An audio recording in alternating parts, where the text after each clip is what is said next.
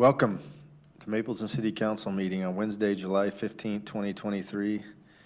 We have a full quorum, everyone present from the City Council. We'll begin with an invocation given by Councilmember Jones and led in the Pledge of Allegiance by Councilmember Egbert.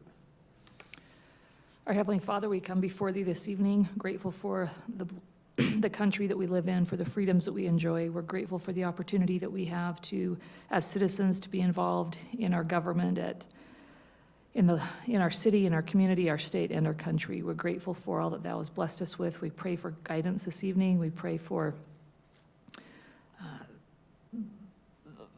guidance as we make decisions that are relevant to our city and to our neighbors. We acknowledge Thy hand in all things and say this in the name of Jesus Christ. Amen. Amen. Please rise and join me in the pledge. I pledge allegiance To the flag of the United States of America and to the republic for which it stands, one nation, under God, indivisible, with liberty and justice for all. Thank you. Logan, you can deliver my flag right now if you'd like, or if you want to wait till after the meeting. Oh, my word. Huh? Okay. No, you don't have to right now, but I don't want to forget. All right. With no one signed up for public forum, we'll move forward with the agenda and look for an approval of our consent agenda items 1, 2, and 3, or a motion. I just have one question. I guess John isn't here to ask. I assume accepting this agreement or entering the agreement, we don't have to add any personnel or any equipment. It's just all existing, right? That's what I've been told, so. That's what I figured. Just want to make sure. I'll make a motion to approve the consent agenda. Second. I have a motion by Councilman Beck and a second by Councilmember Jones. Carlson, yes. Egbert, yes. Beck, yes. Jones, yes. Garrett, yes. All right, we'll move forward with item number 4. It's our action item. Consideration of a resolution authorizing not more than $11 million sales and franchise tax revenue bond, Series 2023, to finance a municipal cable and telecommunications system, calling a public hearing, providing for publication of a notice of public hearing and bonds to be issued, providing for a pledge of sale and franchise tax revenues, fixing the minimum amount, maturity, interest rate, and discount at which the bonds may be sold, providing for the running of a contest period and related matters. Brian, thanks for being here. If we have any questions, we'll revert them to you. Make sure we're getting the best interest rate. Corey, did you want to say anything, or you want me to just go for it?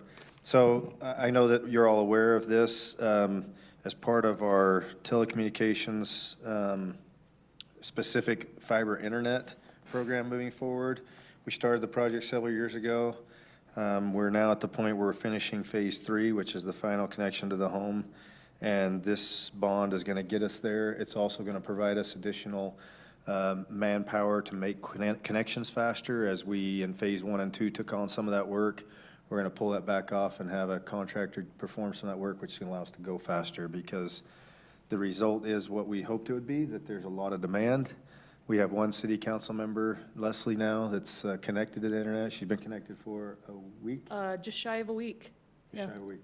Do Yep. you want to say anything about it? Or? It's been great. The staff, or the guys that came to hook me up to the internet, they were great, very helpful. That was a great, very smooth process. And it comes on when I turn things on. That's what I want. And it's not slow, so. Excellent. Did you get the TV as well? What's that? Do you have the TV? I do have a TV, and I don't get the troubleshooting problem that I had with my previous. It doesn't spin? Doesn't spin, and it doesn't give me the connectability problem, that I've had before frequently. But did you sign up for the TV service? Oh, no, I did not sign up for the TV service. No, just my existing streaming. Just to note on too, that TV service is not available yet, so we're still kind of working through some topics with that one, so. So that's, and you have a neighbor that's connected and you've got feedback? I've got a handful of neighbors that are connected. One in particular was very excited to tell me about 10 days ago that he's connected, and it's awesome. And he works from home. He is a tech guy, so he really can appreciate what it does offer him. He's very, very pleased with it. Very pleased and positive about the experience when the men or the crew came to his home to get him hooked up, and all the way around, very positive. Excellent. We've had lots of hours of conversations about this. If there's anything the council has to add or comment on or anything, you're welcome to do so we can. But just one note too, you'll notice from some of these attachments, there's other dates. Them are the upcoming meetings that have to take place through the public hearing process, just like we did that first time we went through that bond. So we still have to come back a couple more times, but. And that's when there'll also be more information. There's a public hearing meeting also, Corey, that we have to go through. Yeah. Correct.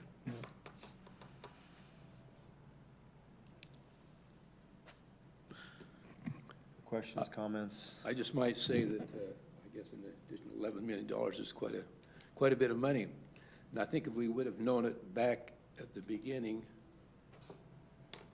I think we may have still done what we're doing, even though, you know, we've had a lot of challenges that have happened that caused that increase, but I think it's still a good thing for the city, and I think it's the right thing for us to do, although I wish it wasn't that much, but I don't think we have a choice right now to do anything but push ahead. I'd like to ask a question, if I might, of Brian Baker regarding the bond, and this is more for just clarification for anybody watching at home today or in the future. Could you just explain how the bond or bonds are working? We've got a maturity date on the one, and just some of those details so that we're not making this decision because our backs are up against a wall. We're making this decision because it's a prudent decision to make. We know what's on the table with the other bond, and there's quite a bit of thought that has gone into this.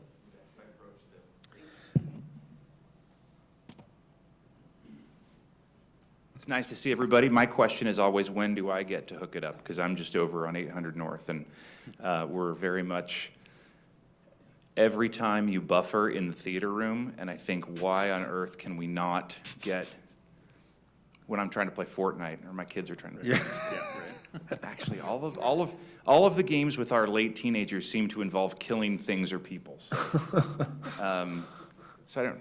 But we're very much looking forward to it. So the first bond that was entered into, I know the original thinking was this will pay for most or all of the system. The rate was incredible. You know, it was 2 years ago. I think it was like a 2.65% over 25 years, which is fantastic, and probably was right at about the very low of the market. Since then, we've seen the markets move around a lot. And the idea at that time was, as you can see up here, what's pledged. So the bond pledges a portion of the city's sales taxes. It pledges the franchise taxes that come from power and gas. And then it also pledges the future net revenues of the telecom system, which right now are worth zero. And so at the time when we did the first bond, we said, okay, we'll pledge these sales and franchise taxes. That'll give us the runway to be able to get the project going, start getting people hooked up and connected, and then start growing the system.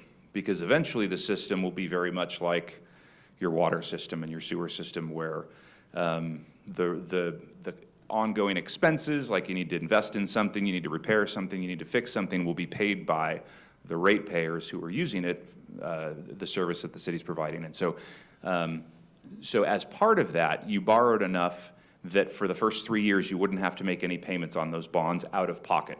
You essentially borrowed the first 3 years of interest ahead of time, which most cities would do in a circumstance like that, and most cities do on revenue-producing projects where you need to build the thing before you can start getting the revenue for it.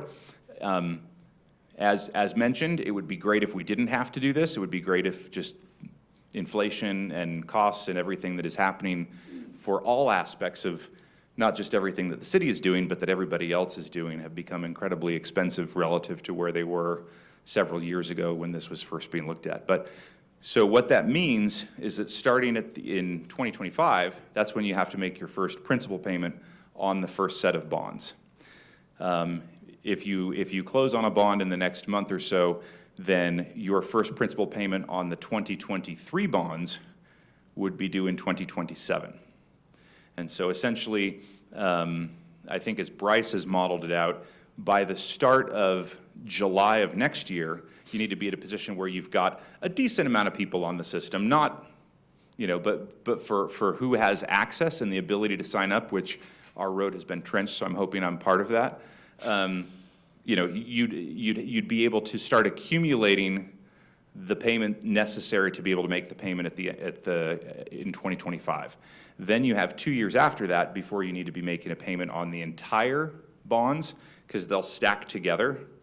Obviously, the first bond will pay off 2 years before the second bond, and from discussions with staff and with those that I've spoken with, and I know that have kind of gone through this, the idea or the hope is that if you're at about the take rate that we hope you are at, that you'll be able to be done with those before you actually come up on 25 years.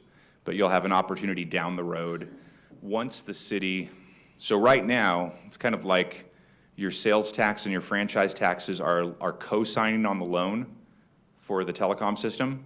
And then once the telecom system is proven, once it's up and established and running, and you have a little bit of a history, even a year or two is plenty, then you could go back to the market and refinance the bonds, both at lower rates and without the need to have the sales tax and the franchise taxes backing you up. It's essentially like if you were just starting out and your parents co-signed a loan, but a couple years later you've been at your job for a few years and then you don't need their help anymore. And that's where this would be a few years down the road. So hopefully, or the plan is that we have a runway long enough that it can start paying for itself before we pay that first principal payment of our original bond.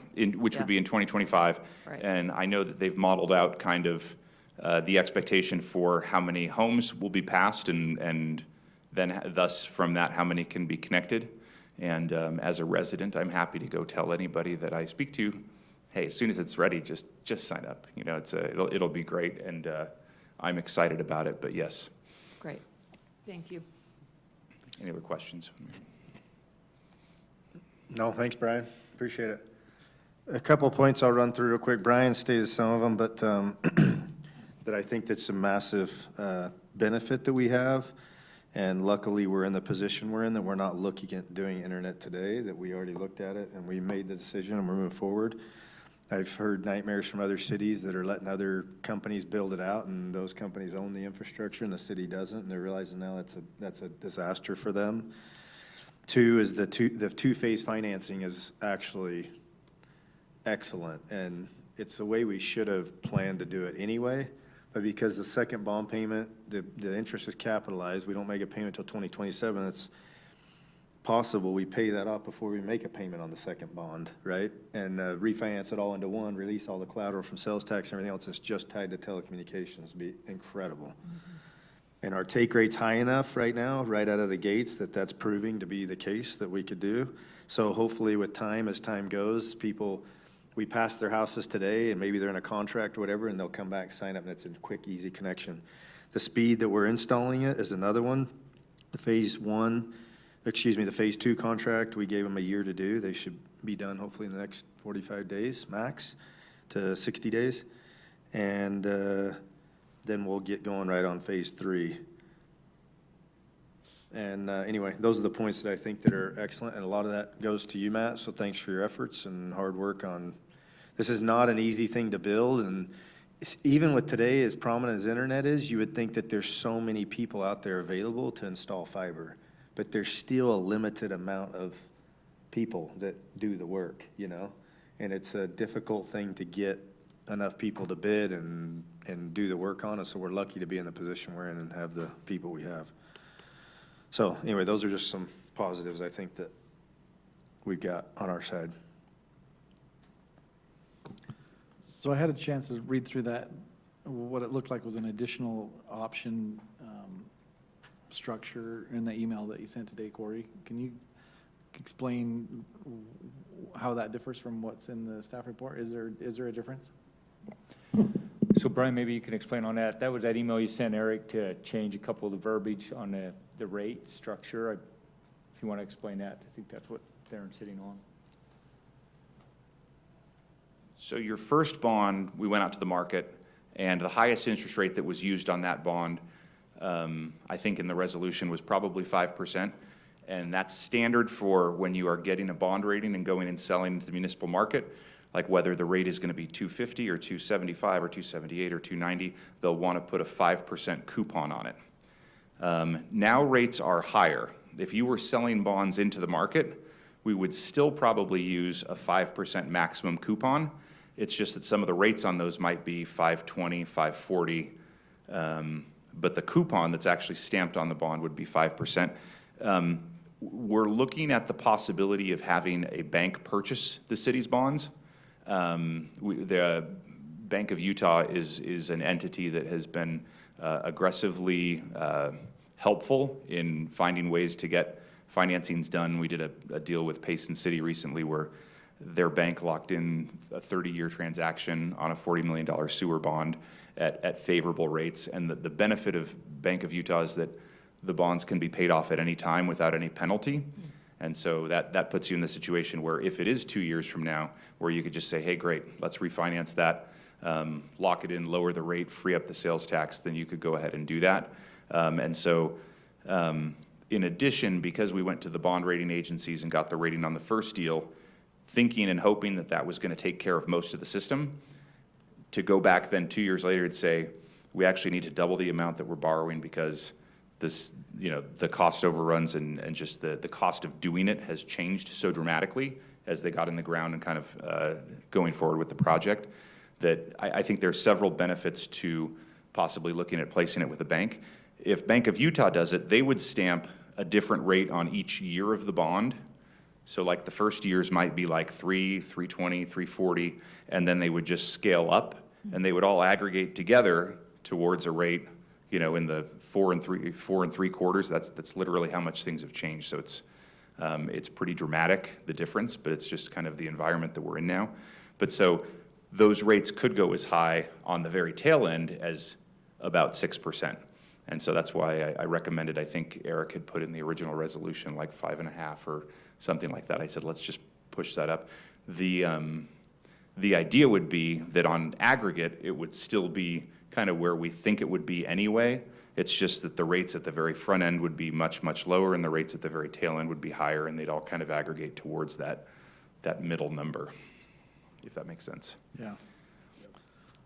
So that's basically the only difference between the proposal that was sent today versus what we've discussed in the previous. Yeah, I think that he had if there were any other changes, they were like grammatical but the main change that I had suggested was let's just push that interest rate number up a little bit just to make sure that we're covered. Kind of like with it has 30 years in there. We don't anticipate going past 25 years, but it just it kind of opens the barn doors a little wider just in case you don't want to have to come back to the council and say, well, we were off by a tiny little bit, so now we need to do a new public hearing and all that. Does that create an incentive to pay off earlier? Like, what I'm trying to figure out is if it's ranging, so you have an average that's 5-something, and we're starting at 3-something, are we still paying off the total interest for it? Or if you Well, pay off yeah, sooner, if is you there a pay it off benefit? early, then you'd get rid of the more expensive Okay, that's what I'm debt at the wondering. back, So there is for sure. that does create a valuable incentive if it's not 5% starting at year one. I can honestly tell you that the way they structure it with, as you know, the yield curve right now, we have really high rates in the, like you could invest in a 6-month treasury at 5.5% right now, but the 10-year treasury is like at 4%. So we have an inverted yield curve, and so, but the way they structure their rates start low and go higher, and part of the reason they do that is an incentive to the people that they lend to take them out early. They don't put a penalty on calling the bonds and refinancing them early. I think if they assumed that everybody was going to hold their bonds the entire amount of time, they might change the way that they were handling that, but. Refinance. Yep. There's another difference between the two agreements. My name is misspelled in the second one. Oh, Aw. That's okay. I'm used to it. I so better it's check all right. mine. I didn't Just even check pointing it out. mine. What did he say? His name's misspelled in the second one. It's okay. Does Vote that no. invalidate the thing? Vote No, it no, doesn't. Casey. It doesn't. Legal document, need a My legal name. nickname is Casey. Okay, thanks, Brian. Aw.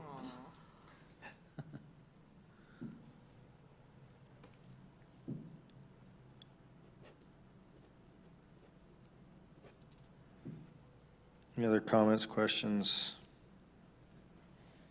I'll just kind of echo what's been said a little bit. As much as it's frustrating to know that costs have increased so much, it's not necessarily anything that was foreseeable, but I'm still grateful that we started it when we did, because that initial infusion was the cheapest money we could have possibly gotten. So, yeah, it is what it is, but I'm glad we started a lot earlier than a lot of the cities around us, because that big chunk of change was a much better deal for our citizens. So I'm glad for that and the progress we've made.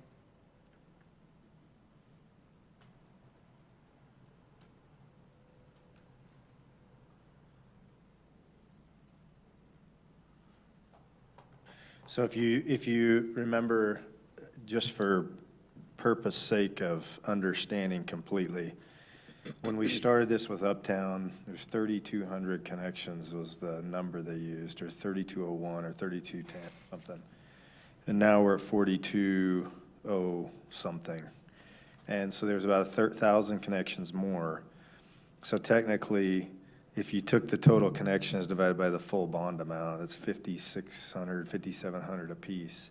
So the delta really is about $5.5 million, which was the increase, and the rest is additional connections. So it's not that it increased by $11 million, which an increase of $5 million over the $20 million, it increased 25%. That's better than our sewer treatment plants increased almost 50%. So, and the other things that are being built. So it's not just an increase, but it's also an increase in quantity that we're going to provide to the users. So, that we would have spent anyway. We would have pulled it out of revenue or something to continue to supply the internet to the people, or we would have got a small bond to cover it, however it ended up. But that's important to know.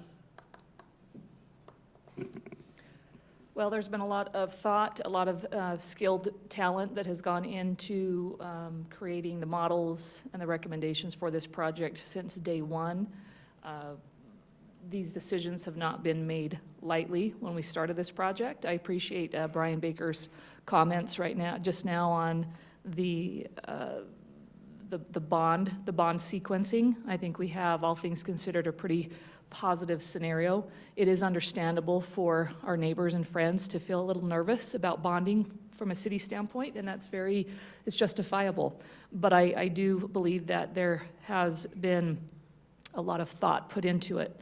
And I appreciate that. I appreciate all of those who have weighed in, and I am prepared to make a motion to approve this resolution, authorizing not more than $11 million in sales and franchise tax revenue bond, Series 2023, to finance a municipal cable and telecom system, to call a public hearing, provide for publication of a notice of public hearing and bonds to be issued, providing for a pledge of sale and franchise tax revenues, fixing the maximum amount, maturity, interest rate, and discount at which the bonds may be sold, providing for the running of a contest period and release related matters. I'll second. A motion by Councilmember Jones, a second by Councilmember Egbert. Egbert, yes. Beck, yes. Jones, yes. Garrett, yes. Carlson, yes. Great, thank you, everyone. We'll move forward now with administrative reports. If we want to go to, Do a motion to continue the next item. Oh, on the shoot. second date. you're right. Item number 5 was a consideration of a request to apply a transferable development right receiving site overlay to a property located 1185 West, 2400 South. I believe the applicant could not be present, so we'll just look for a motion to continue the item. We just want to make sure that we have the 4 council members August 2nd, 3rd. on the 3rd. Yeah, I'll be here. Oh, no, it should be the 2nd. It says the Yeah, I'll 3rd. be here. Second. Just I'm planning trying on to being trick here. us. Yes. Trying to trick us. The paper says the 3rd. I know. It Oh, should have been the second. I'll make a motion to continue the item so the applicant can be present. Second. I'll second. We have a motion by Councilmember Egbert, second by Councilmember Jones. Heck, yes. Jones, yes. Garrett, yes. Carlson, yes. Egbert, yes. Great. We'll move forward now to administrative reports, and we'll start with Mr. Minor.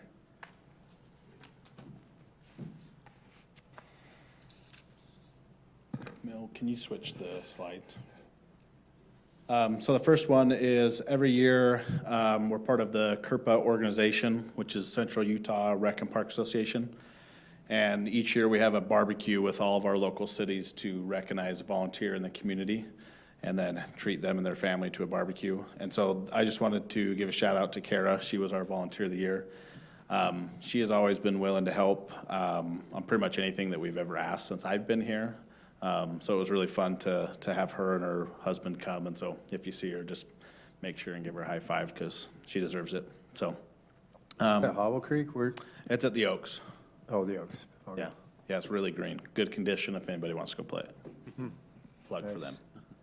Nice. Did you play around a golf? I did. That's scary. I Okay. do not want to tell you what happened.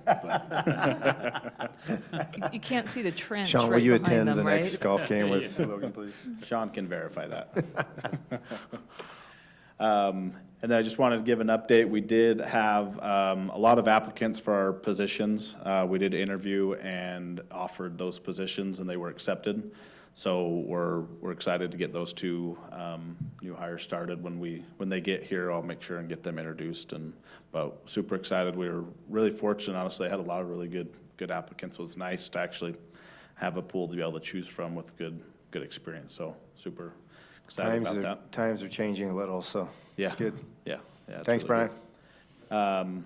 And then lastly, just Pioneer Days is fastly coming. So again, just remind friends and families, get registered, and we're excited for it. So it'll be a fun year. We got a lot of good things planned for it. So pray for good weather and fireworks start on time. As a That's council, right. do you have any questions for us as far as the schedule of events? And you should have received in your, the newsletter, a little schedule. It's on our website. Magazine's coming out here in the next week, isn't it? So I guess the situation with fireworks worked out okay. So far. So far, so good. See if they blow up. Yeah. Give me another week. But yeah, our first event starts on Saturday, July 15th, so 2 Saturdays from now, pickleball tournament. Here we go. Okay, great. Thanks, Logan. Matt, do you have anything for us? Okay, Bryce? It's the end of the fiscal year, beginning of the new fiscal year. We're getting the audit started, so that's it. Okay. Thanks, Bryce. Mr. Conroy? No. Wow. Okay, Reed? Well, the transfer station is still moving along quite well. Has anybody taken a look at it? Yes. I drove by it the other day. What'd you think? It's huge. Yeah, it'll be a state-of-the-art facility. I think it'll be something we'll all be proud of. So it's coming along quite well. If you'd like a on-site tour, well, let me know and I could arrange it. Excellent. And I'll be pulling the senior citizens in the float, and if I could arrange to get a Mapleton flag ahead of time. So it's a good point you bring up. Then we need 1, 2, 3, 4, 5 Jeeps, right? Is that what we're doing? 5? We're good with that? Be great. Okay. Yeah. Okay, thanks, Reed. Jessica? I have nothing today. Excellent. Nothing. Casey? Wow. Okay, Nothing. wow. Theron? Just one quick item. The community cleanup that usually happens in October every year will still going to happen. We had one of the stake presidency members reach out to us and try to negotiate a combination of, so the LDS Church's coordinating council has been asked to support the 9/11 Day of Service, and they know how well our community cleanup works, and so we've been in talks with them about trying to figure out a way to combine efforts and make it go a lot smoother. They just we pushed back, they wanted us to move our community cleanup up to early September so that it could fall on 9/11. It's really problematic for us, the way we run the community cleanup to do it that early. So we kind of tried to negotiate a compromise with them, and they came back and said that the two of the three stakes want to go ahead and join us in October, but the other stake, the Mapleton North stake, wants to stick with the early September date and not join us in support of the community cleanup. So that was kind of a little bit of a dicey situation there where we were trying to decide what to do with the community cleanup. Do they have to be mutually exclusive? I mean, if citizens from that, who are members of that stake, want to participate with the city, they still can show up, right? Absolutely. As opposed to, you're Certainly. talking about the United Way Day of Caring, that's the September one, right? Yeah, it's called the 9/11 Day of Caring, yeah, it's specifically around the Yeah. 9/11 events.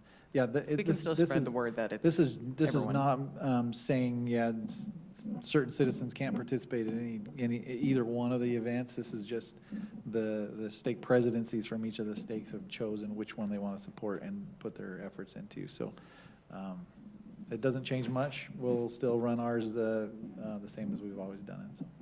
No, I think it needs to be in the fall where we have the leaves on the ground. Yeah, after the leaves have fallen. All that clean Yeah. up before winter. One thing on that too, really the only change with the state not participating is they do a food assignment to feed the volunteers. So it just falls back to the 2 stakes instead of the 3 stakes. Yeah.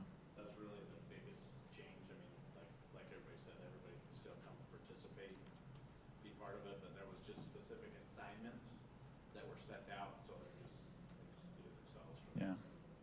So just a recap on this too, to just kind of clarify, this event is put on by a third-party organization and Michelle Estes' group. The city supports it by providing dumpsters and a little bit of advertising and things like that. This is not a co-op agreement between the city and the church.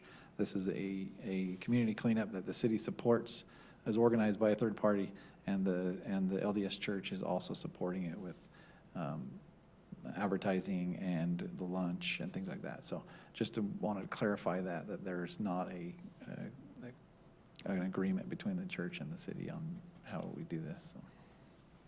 Well, it's a great opportunity for the city as an organization to lead out on encouraging service and not relying wholly on local organizations, as the mouthpiece. Yeah. Exactly. That's all I had. Okay, thanks, Darren. Camille? Corey? I'm good. All right.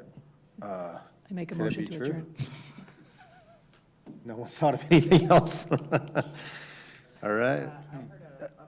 Is there, hold on, one more thing. Is there anything else that, Camille, I guess you'll communicate with us where to be and what time before, or do you know now? Okay, You mean for the parade? yeah, should, 8 o'clock at the junior high.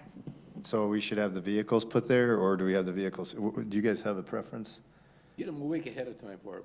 We go to Moab first? Got a Moab trip planned. Pick them up at Jed's house. Oh, that's right, we did. I liked it. I Was thought that better? worked out great. We just did a loop right back, left our own cars there. Yeah. That worked out really well. Want to do that? Let's do that. Sure. Okay. Everybody knows where Jed lives? Yep. Okay. All right, I'll have Jed put them there then. Make sure you let him know we appreciate it. Yeah, Awesome. I will. Trying to think if there's anything else. T-shirt, as well as you already got your gray pillows, so We got a T-shirt too. you'll get a T-shirt. We haven't got them yet. Oh, we With got a- one. with a for polo. Friday. Okay, another one. Yeah, this will be with the Said- primary. it Oh, says got it, Pioneer Day got it, logo okay. on it. As we're talking about Friday night unveiling, we're wondering, I was wondering earlier, Corey and I were talking, is everyone planning on being there Friday night for the unveiling? Yep. Okay. So we'll figure out how to do that, to incorporate everybody, and I just want to make sure everybody be there. Okay, sweet. That was all I had. A motion to adjourn. Second. All right, motion by Councilmember Jones, a second by Councilman Garrett. All in favor? Yes. Garrett, yes.